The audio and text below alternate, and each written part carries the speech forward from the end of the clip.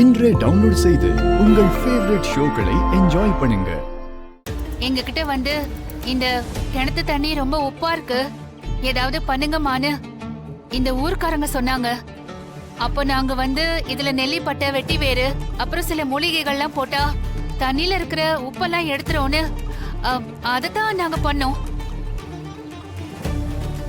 ஏமா வெட்டி வேறு கலந்தா எப்படிமா பூச்சி மருந்து வாசனை வரும்?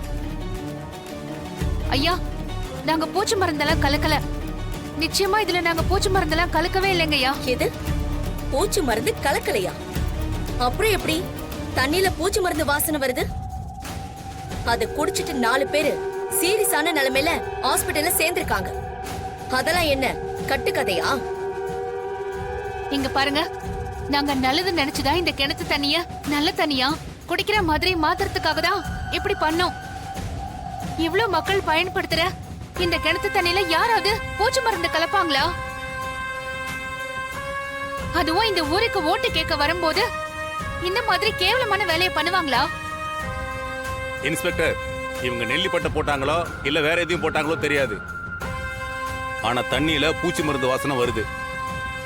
இந்த தண்ணியை குடிச்சிட்டு 4 பேர் ஆஸ்பத்திரியில உயிருக்கு போராடிக்கிட்டு இருக்காங்க.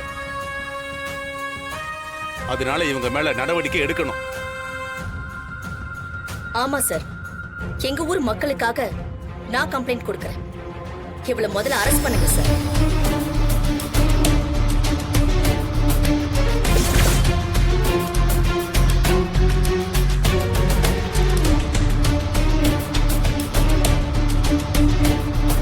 இங்க பாருங்க ஐயா, நாங்க இந்த தண்ணியில பூச்சி மருந்த கலந்து அந்த தண்ணியை குடிச்சதுனால தானே 4 பேர் ஆஸ்பத்திரியில முடியாம இருக்காங்கன்னு சொல்றாங்க.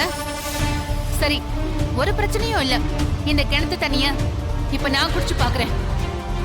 நான் மட்டும் இல்ல, என் குடும்பமே குடிக்கும். என்ன பாத்துட்டு இருக்கீங்க? போங்க, போய் எடுத்துட்டு வந்து கொடுங்க. நான் போய் எடுத்துட்டு வரேன்.